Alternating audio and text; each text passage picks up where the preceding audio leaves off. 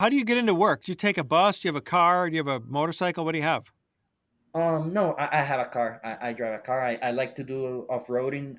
Yeah, I'm imagining Isaac cruising down the beach on his sand buggy or whatever, getting to work that way. That sounds like a Wish lot it of was fun. like that, but no.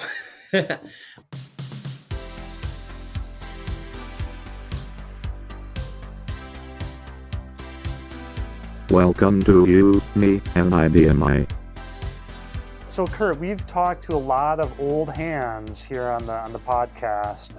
Wouldn't it be nice if we could talk to somebody that's kind of new to the platform, see what their experiences are as a young IBMI professional? Is there anyone that we could talk to like that? It's the IBMI Global Support Center podcast. And we've been kind of missing the global part of the podcast because so far, everyone we've been interviewing is from this area, either from Minnesota or Wisconsin, or from this area. But I found this really nice guy. His name is Isaac Franco. He works in our Costa Rica location, which is also one of our CICs. And he works in EBIZ. And I thought it would be great to get acquainted with Isaac, find out more about him. I've never even talked to the guy, but I was looking through a list of some people and I thought, this guy looks perfect. Hey, Kurt. Hey, Alex. It's a pleasure to be here. Very glad to participate in the podcast and getting the opportunity to share my perspective from a different location of the platform and what it means being an IBMer. Well, welcome to the show, Isaac. I'm looking forward to it. Thanks, Alex. Really appreciate you having me over. So you're on EBIZ. What does that mean? EBIZ, that's kind of a general term. What do you guys cover over there? We're actually named Electronic Business and Web Serving Team. We cover a very wide variety of web services, including single sign-on, the digital certificate manager. We also cover different admin instances, for example, the HTTP servers. There's a whole lot of aspects that we cover, for instance, Java. So yeah, you can say we're a very broad skill team. How are you spending most of your time? What's the most common case that you get? So, on a personal level, the things that I'm most inclined to are related to web applications, the HTTP server. But I gotta say that most of our cases come from certificate management and the digital certificate manager tool. You know, Alex, I was just going to say every time I hear digital certificate manager, I feel like people get a little scared if they don't work in eBiz because it seems kind of daunting to know how to install these certificates that the systems need to talk to each other and kind of how exactly to do that. So I think this is definitely an area where both customers and other IBMers really need to know more about how to do that and just feel more comfortable with it. Yeah, for sure. I mean, 20 years ago, you could get away with being an administrator and not having all of your communication encrypted via SSL TLS. But as time goes on, there are more and more threats. It's really important to get all that traffic secured. So we have a lot of customers that are trying to do that now, and it can be complicated, especially if you've been doing it. Well, I should say, even if you've been doing it for 10 years, because Isaac, I'm sure you get this case all the time. SSL certificates expire, Certainly. and maybe they're not organizing those certificates quite right. And I mean, eventually you can have a mess of certificates. I just transferred a case to your team last week where the customer had created a new certificate authority that had the same name as the old certificate authority, and applications were had a certificate assigned that was using the old certificate authority, and it was just a very difficult case for me, and I was relieved when I transferred it over to your team, and I think it was Joel that got the customer sorted out. Well, Alex, you're certainly right, and it's one of the most common cases we see. The way that I think of it, I believe that DCM, or the Digital Certificate Manager, empowers businesses to enhance security, as you mentioned, but there's also a big part of maintaining compliance and ensuring smooth operations whenever you're trying to keep up with the expiring date of the certificates. So I believe that also proactiveness is a very important part of the certificate management. Did you have experience with SSL TLS before you joined the team, or is this something new to you? I had some experience working before with TLS and SSL, both of them, but certainly it wasn't as much as I've as the experience that I've gathered working for almost 2 years now in the electronics business and web serving team. And for people that are not too familiarized with the DCM or Digital Certificate Manager, it's basically a tool on the IBMI that simplifies managing precisely the SSL and TLS security for the system. It allows us to handle certificates, enabling different kind of secure communications for applications like the HTTP servers, SMTP, which is for email, and different kinds of client connections. So it's also a very interdisciplinary area when you think of it. Now, Isaac, you said that you had experience with SSL and things like that before you started at IBM. How was it that you had experience with that? I used to work with API management for Azure, Microsoft Azure. So there we got to see a little bit of the integration of the security protocols with the API management platform. Oh, were you working for Microsoft when you were doing that? It was a Microsoft subsidiary, in fact. Okay, where was that? It's named Tech Experts. No, I mean, where was it in Costa Rica? Oh yeah, that was in Costa Rica. Okay, and you grew up in Costa Rica. That is correct, but I also spent a lot of time in Newark, New Jersey back when I was a kid. You My did. parents, yeah, so my grandma and most of my aunts and uncles from my parents' side, they live around the northeastern coast. So I've been around. Cool. That's really cool. Yeah.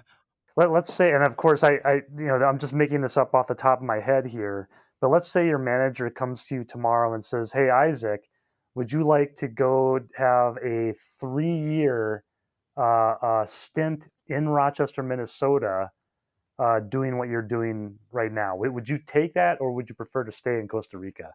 I would have to think of it, but at the end, I would take it because I think that life is composed of facing challenges, and you know that there's a big part of the philosophy of Carl Jung, which is the shadow. It basically composes like an unconscious part of your being, which is challenging you and being kind of mean to you, telling you you shouldn't do this because you're scared or because you'll fail.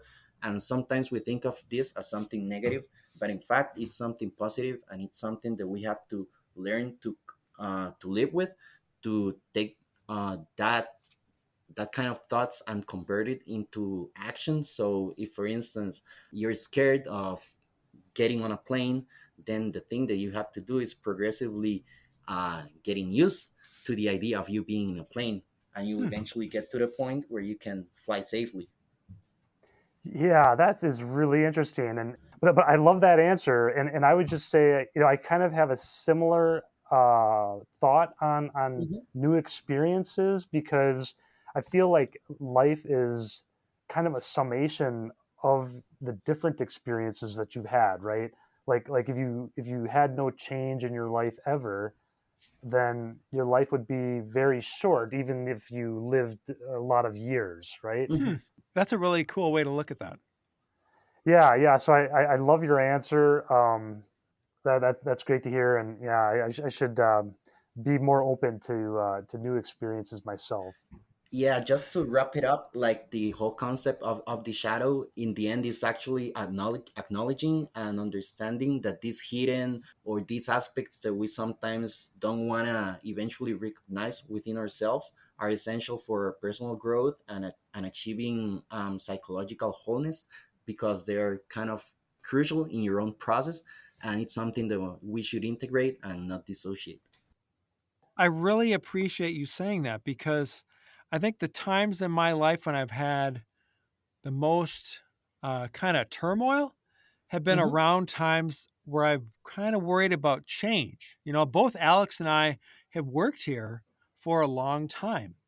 And there have been times within IBM I've thought about, oh, I should go maybe see if I can, work in a slightly different area, or I'm interested in something else.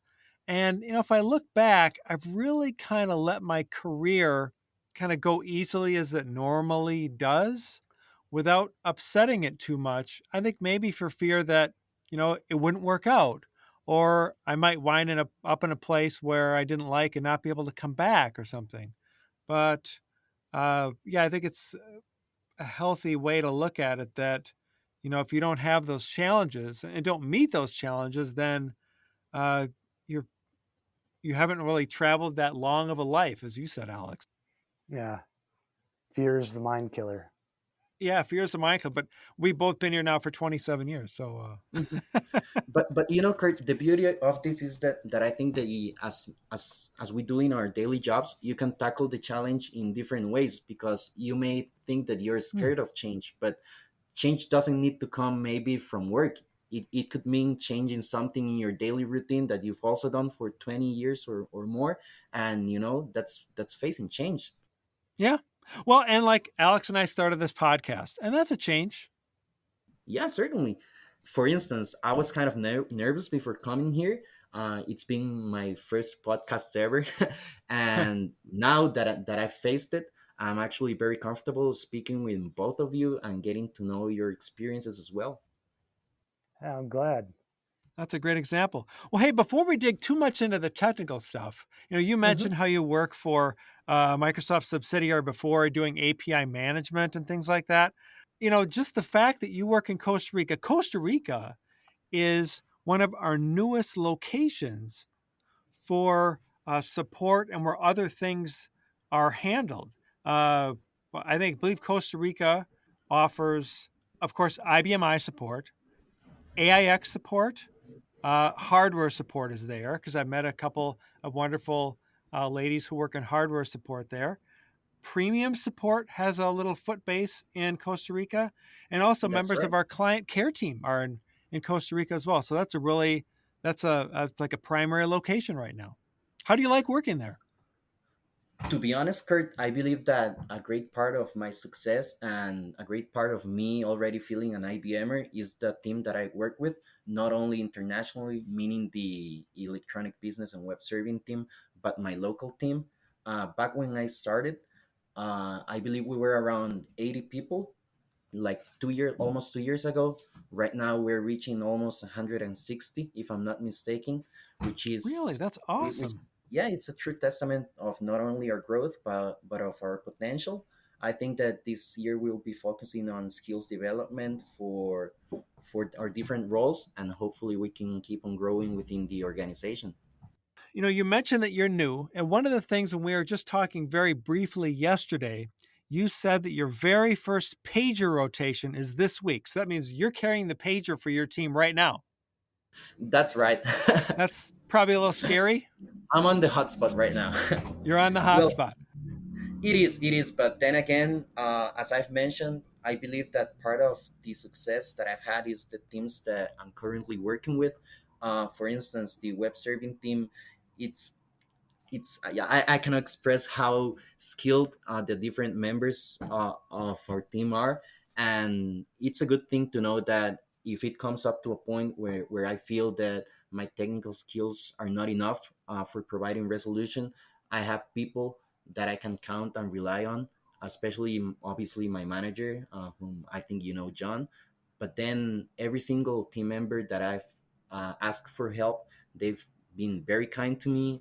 They've not only provided the actual answer, but provided explanation, which is very important in technical field. Yeah. So I'm very grateful to them, to be honest. So yeah, it's scary, but it's not as much when you know that you have such an amazing group of people in your back.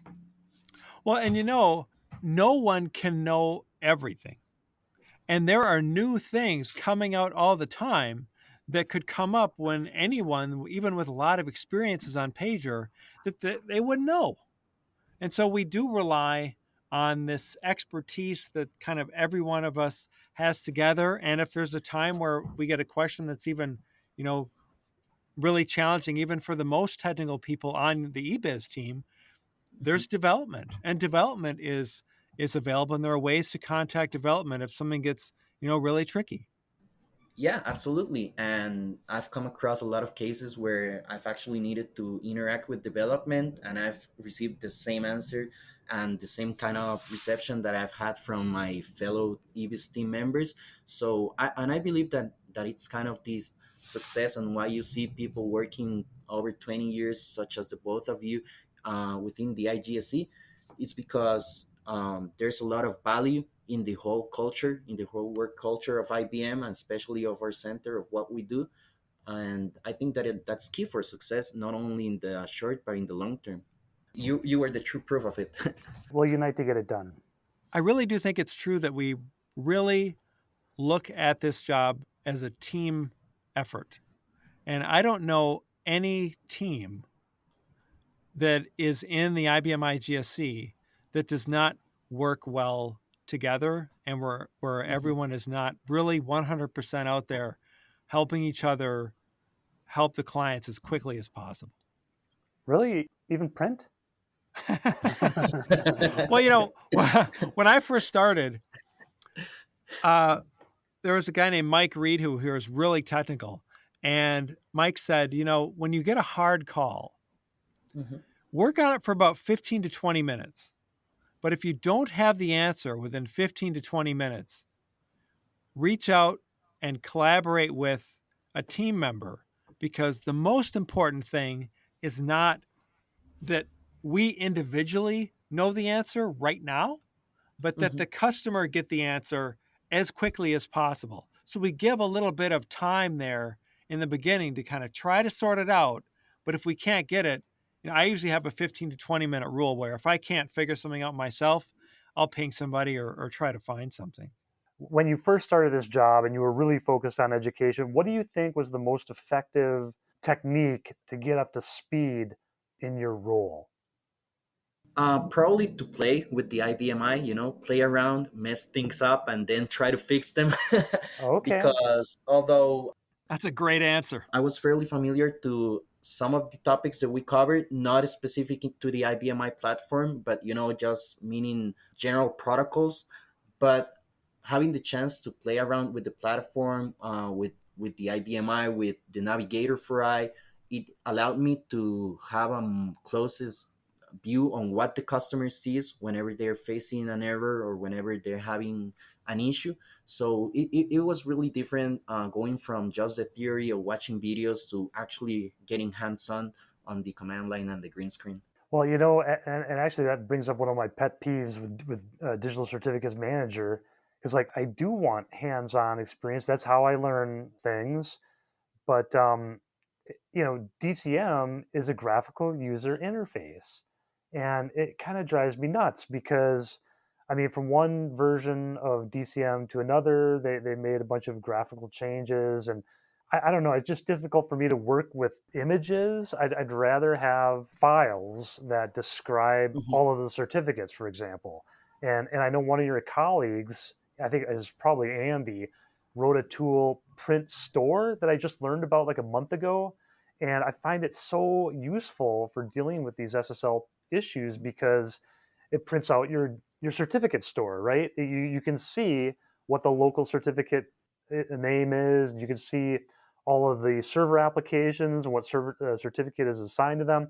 I just love being able to look at a text file of of uh, of a configuration, right? I'd much rather do that than look at a GUI.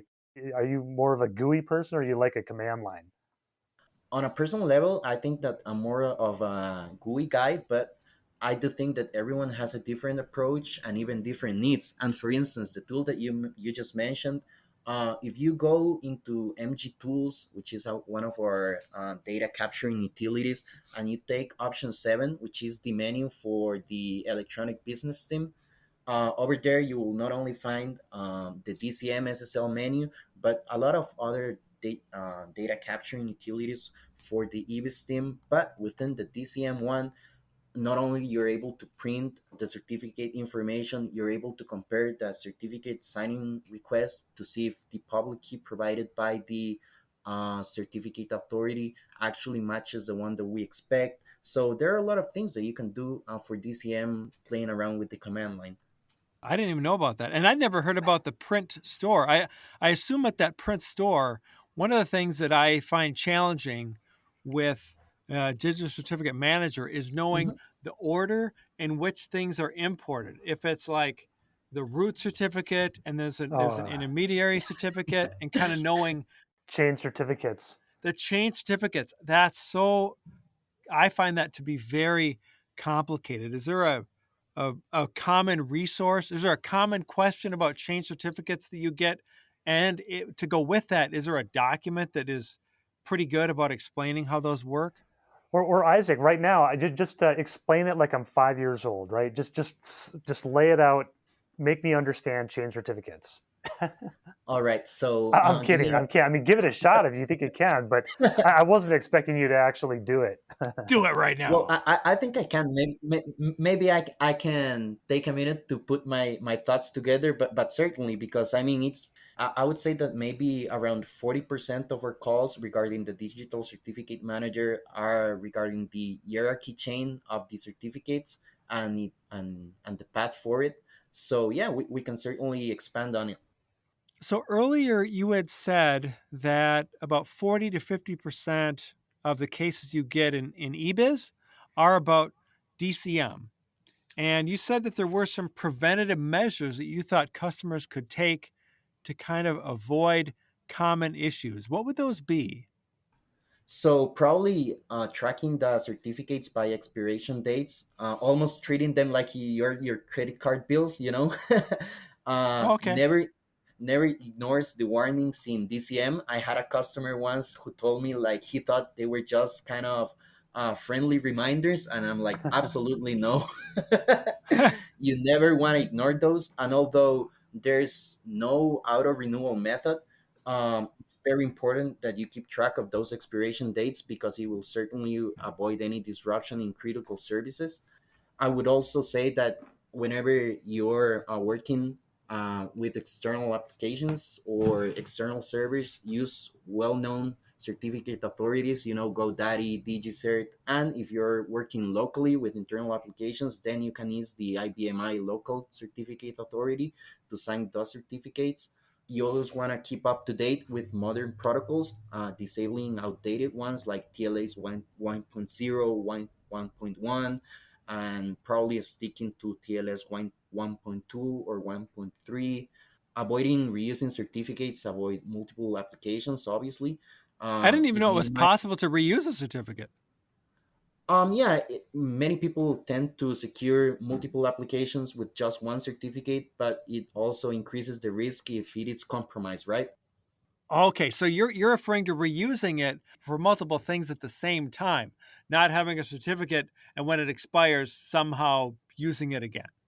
Oh no, because you can actually renew the certificate, but it's not gonna hold the same kind of keys that the previous one. So just like we would tell someone, look, you shouldn't be using the same password for all your websites, you would tell someone you should not be using the same certificate for all of your applications.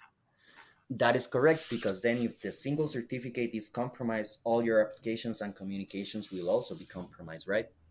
I think that's great advice. Well, Hmm. I am guilty as charged because when I've done my own internal testing, I just use the same certificate for everything. But good thing I'm not an actual IT administrator, I guess. I think we're all grateful for that. And I don't know if I'm actually allowed to say this, but I do believe that our expert services lab, they offer an utility which is called Certificate Expiration Manager, if I'm not mistaken, and that's part of our consulting services, obviously. But although no certificate will automatically renew, that will actually help you to receive notifications and manage other functions for your certificates. Oh, that's very helpful. So we were talking earlier, Isaac, about how you are kind of a newer member of the team. You started in what, March of 2023, or Hmm. That is correct. so? Okay, so you're coming up on 2 years, and one thing that occurred to me was that typically when someone starts an IBMI support, they probably haven't had a whole lot of IBMI experience. So the IBMI part is new to them, right? Dealing with single level store, dealing with the database aspect, the kind of the weird commands and things like that. But, you know, everyone brings something to this job that is useful for the job that is not IBMI specific. Mhm. For example, I really know DOS and Linux very well. And that's because I started with DOS in 1992 when I got a computer for the first time and really dug into just DOS. So the DOS command line, the Windows command line, PowerShell, things like that, I'm very familiar with. And I've been using Linux since, it came out in like 1994, 1995. Well, you weren't using Linux, Kurt. You were using Sun Solaris. No, well, I was, but I was also using Linux because Linux came out were just as you? we were. Yeah. I've been doing that forever. But I'm wondering for you, you came into this job maybe not knowing anything about IBMI, but what's something that besides the certificate thing that you brought to this job that you didn't know would be a benefit to you when you started? Maybe I wasn't expecting to be such a big emphasis to networking configurations and issues, but Oh, although it's also a great part of the things we see, for instance, mismatches in local host names, wrong DNS resolution, and I also had I completed my CCNA back in I'm not sure if it was 2021 or 2020. It's been some time now, but it was certainly very helpful at first trying to understand how the IBMI communicates and relates, and not only the IBMI, but the services hosted within the IBMI, how it connects and interacts with the rest of the environment. now this is going to expose me for being a complete charlatan here, but what is CCNA? Can you tell us what that is? Oh, Certainly, it's like the basic certification for Cisco network. I believe it's Cisco Network Associate. I'm missing what the other C stands for. certified Cisco network, whatever. Yeah, Did you know what that was, Alex? I feel like you're going to be laughing at me over there. I basically just guessed.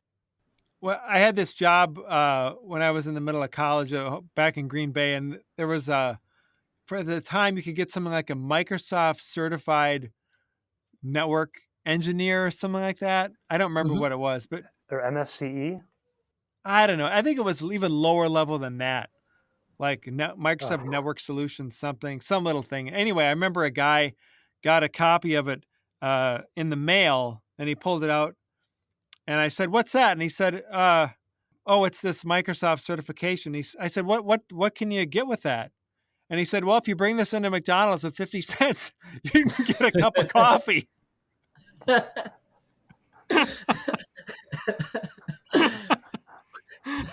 Well, it wasn't the case for me, but I do know, and at least a lot of people in Costa Rica, they start their IT journey with that certification, and it eventually opens a lot of doors for positioning yourself not only within the country but abroad. And well, in my case, it certainly proved right. It allowed me to be here where I am today, and it was a great starting point. Yeah, I would say that sounds like a really professional way to start that Alex and I didn't do. Mhm. yeah. I'm a liberal arts major. What did you did you go to university? What was your education like Yeah, before you got into IT? I was maybe about 7 or 8 years old, and an uncle of my brother and me, he made a copy of this game named World of Warcraft, and it had like this BattleNet edition, which required you to set up like a LAN network for you to play it. Yeah. And we didn't even have internet at our home back then, so we asked for this uncle's help in order to set up the actual LAN network and for us to be able to play multiplayer together. Yeah. And that was my first actual introduction to anything network or IT related, and having a little bit of hands-on experience because he actually guided us through the process of setting up the LAN network. And although I can't recall too much of it because it was like 22 years ago or more, but I do recall that it was very interesting to me, like actually having a little peek of how the devices would communicate and how would this invisible world of language happen all around me. And although I wasn't even able to see it, right? That was my actual first contact with IT. And then Me too. during, Me too. Identical. really? Yep. It was trying to play TIE Fighter Hmm. on Oh, TIE Fighter. it was like DOS 6.1 or something like that. And you had to stick the discs in there. I think you had to load the game. You had to use multiple discs, and there were some batch scripts that you had to execute from each one. So you needed to learn how to use DOS a little bit. Yep. But that's what originally got me into computers, I think. I think that there's a lot of people who are around our age, Isaac's age, that got started in computing because of video games, because of having to configure networks and other settings in order to play them. Yeah, and here's the problem: developers are getting too good at writing software so that kids can play video games with each other without having to do any technical work at all. That's true. Well, and if you look like an Xbox, like if you have an Xbox, like every couple weeks or something like that, when you boot it up, it'll say, "I have to update." Or if you start your game, it'll say, "There's an update." It automatically puts it on, and yeah, there probably is a little bit of a lot of learning in that struggle to try to get something to work that you really want to do. That's just hands-on learning. Are you still playing video games? Not so much as I used to. Probably during my late teens, like when I was 15, 16, I used to play a lot. Now, not so much. Currently, I'm playing one which is named Elden Ring from a Japanese studio, From Software. It's the name of this Oh studio. yeah. Yeah, Oh, really Dark Souls, challenging game. Elden Ring, those are Yeah, amazing. Yeah, precisely. my Yeah. my son is so good at those. He can speed run those just like twice in a night and finish them. Wow. Yeah, he's just really good. Yeah, those are amazing games. I'm afraid I'm too old to play Elden Ring, right? Those you need really fast reflexes to survive, I think. Well, you just got to get good, Alex. That's what they say, but as the more you play, the more you come to realize that there are just patterns to each different enemy and to the things that you can do. And I do believe that these games also have kind of like a psychological background, being so damn hard, because there's been times where I've spent maybe, I don't know, 2 weeks trying to defeat a single enemy, but Hmm. then the sense of gratification that you get, and the situation that it puts you in, where you gotta modify your build, you gotta change your strategy. I find it Yep. somehow similar to the thing we do, because you may encounter a customer with a problem that's been going on for maybe 2 weeks. You've been trying to tackle it in different ways, and then just by divine intervention, or who knows, you come to find the right build, the right mix in order to tackle it, and and then you just kind of feel proud of yourself of being able to resolve it, or being able to adapt your way of thinking in order to face the challenge. Well, Isaac, this has been very informative about your journey so far with the EBIZ team. What are some of the other areas that you're supporting where customers have common problems that they might be able to help themselves with? Because we're very big on trying to help customers with self-support. So most of our digital certificate manager cases we usually refer our customers to our master document, which is the DCM Frequently Asked Question and Common Tasks. Over there, you're gonna find what some of the most common operations. For instance, we were mentioning certificate expiring. Right there, you'll find links which will direct you into how to view the certificates that are about to expire, so you can plan preventively for it. If you're looking to enable security TLS for DCM, you will also find the link required to do so over there. And some of the most common actions, for instance, renewing a local certificate authority, requesting a new certificate signing request to present to an external certificate authority, being it GoDaddy, DigiCerts, whatever you choose to use. But then it will also guide you on how to import that certificate. Doesn't matter if it's a server client or a certificate authority certificate. I cannot stress enough how good is this document, not only for us as support agents, but as for our customers, in order to preventively keep their certificate management in order in place. I will be on the lookout for that document because most cases that I touch these days, there is some SSL TLS component, and I often have questions, and I'd rather find the documentation than have to bug one of you guys. So I will be anxiously awaiting for that URL.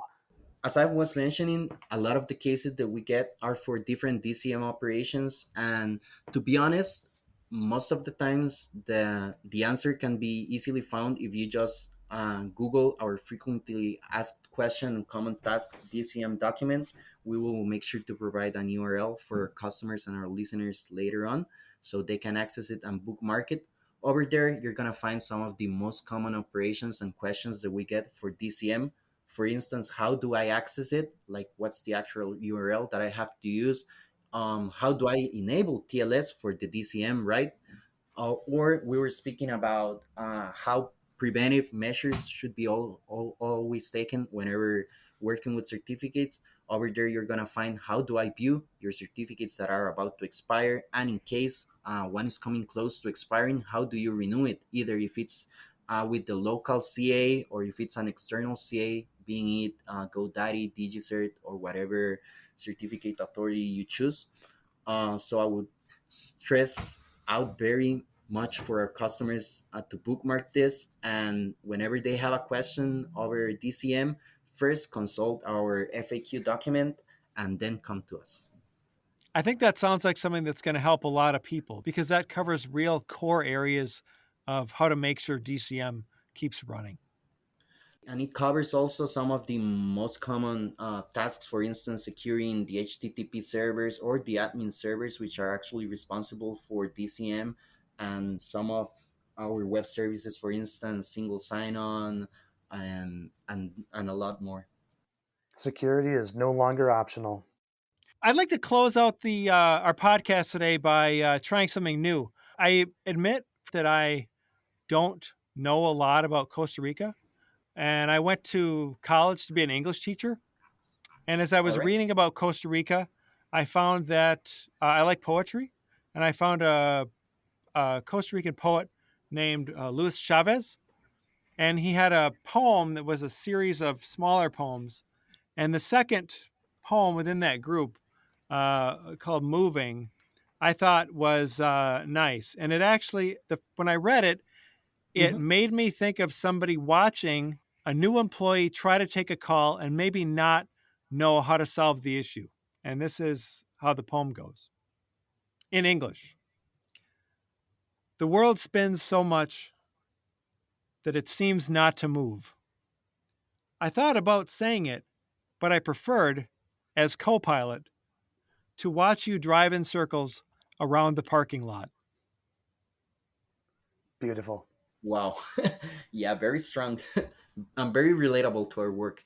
You obviously have a lot of talented people down there. You are one of them. And I just want to thank you for coming and being on our podcast today. And we hope you don't spend too much time in Costa Rican traffic jams.